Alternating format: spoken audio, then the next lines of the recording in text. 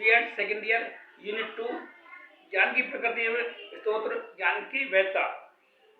इसमें बता रहे हैं हम निगमन तर्क बुद्धि। इस प्रकार के तार्किक चिंतन में अनेक नियमों तथा सामान्यीकरण का उपयोग किया जाता है। आदर्शवाद में इस तार्किक चिंतन का विशेष उपयोग किया जाता है। इस चिंतन के अंतर्गत हम किसी नियम या सामान्यीकरण से विशिष्ट की ओर बढ़ते हैं। इसमें प्रतिज्ञप्तियों की विशेष भूमिका रहती है। ज्ञान, प्रत्यय, प्रकार, स्रोत तथा प्राप्त करने के साधन, जैसे सामान्यीकरण, विशिष्टीकरण। सभी मनुष्य मरणशील हैं।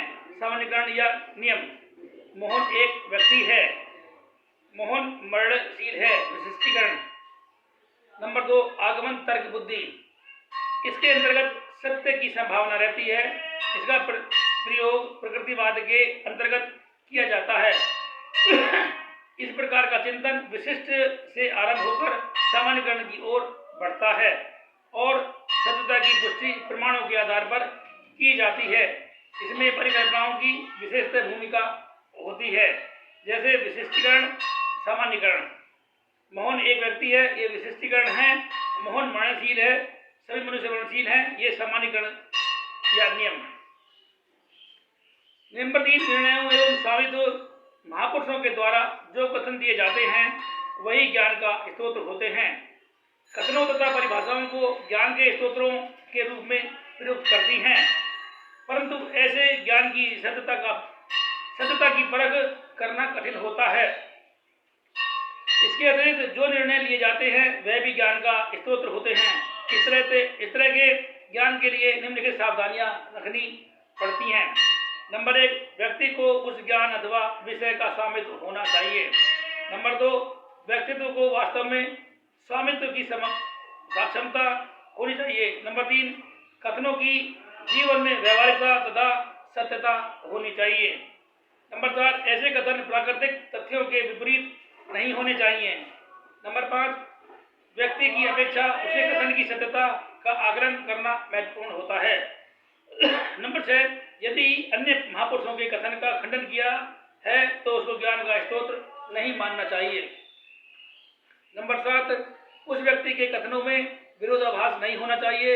यदि विरोधाभास है तो उस कथन को ज्ञान के स्रोत नहीं माना जाता है। नंबर 4, अंतर्दृष्टि अथवा अंतर्प्रज्ञा। अंतर्दृष्टि शब्द से ही प्रतीत होता है कि यह एक आंतरिक बोध है जिसमें ज्ञान के रूप में भी कुछ स्पष्टता होती है अथवा विदित होता है कि इसके अंतर्गत ज्ञानेंद्रियों तथा तर्क चिंतन की कोई भूमिका नहीं होती।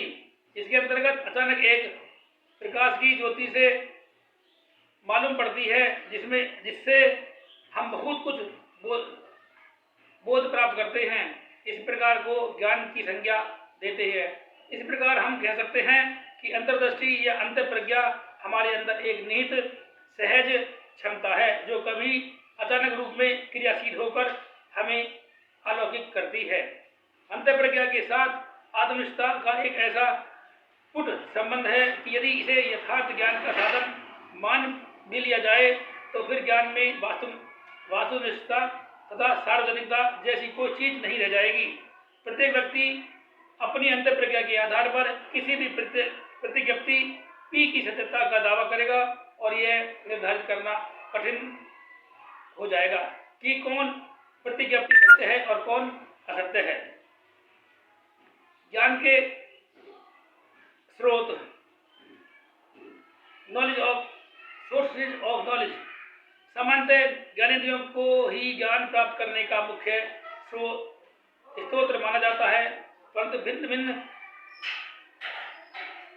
दार्शनिकों में से ज्ञान प्राप्ति के भिन्न भिन्न स्रोत माने हैं।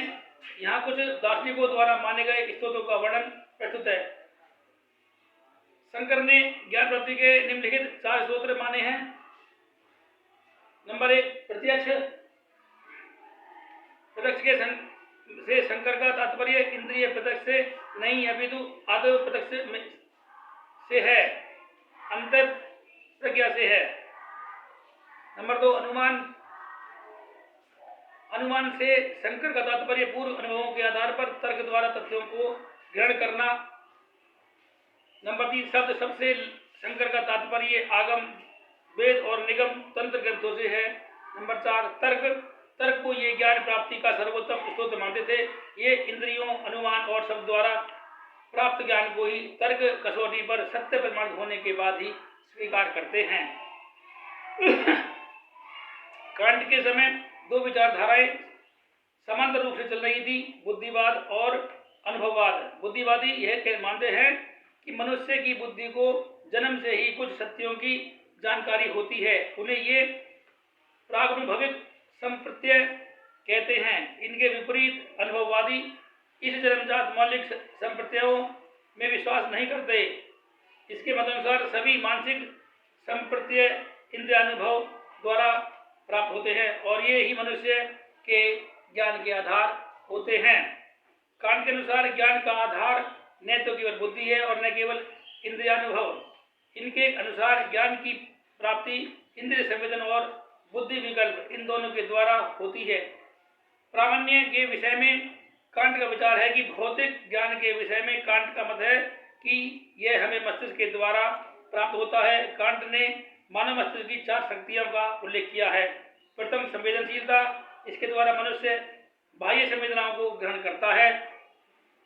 दूसरी बाधा, इसके द्वारा मानव बुद्धि विकल्पों द्वारा बाह्य संवेदनाओं के बीच संबंध स्थापित करते हैं। तीसरी भावना, इसके द्वारा मनुष्य सुख दुख एवं इच्छाओं का बोध करते हैं। और चौथी संकल्प शक्ति, इसके द्वारा मनुष्य नैतिक अनैतिक का बोध करते हैं, इसके आधार पर आचरण करते हैं। कांट के अनुसार बुद्धि विकल्प अपने में शक्ति नहीं है। प्रत्यक्ष, निर्णय, अनुमान। कांट की दृष्टि से तर्क बुद्धि सभी मनुष्य का सभी अनुभव का केंद्र है।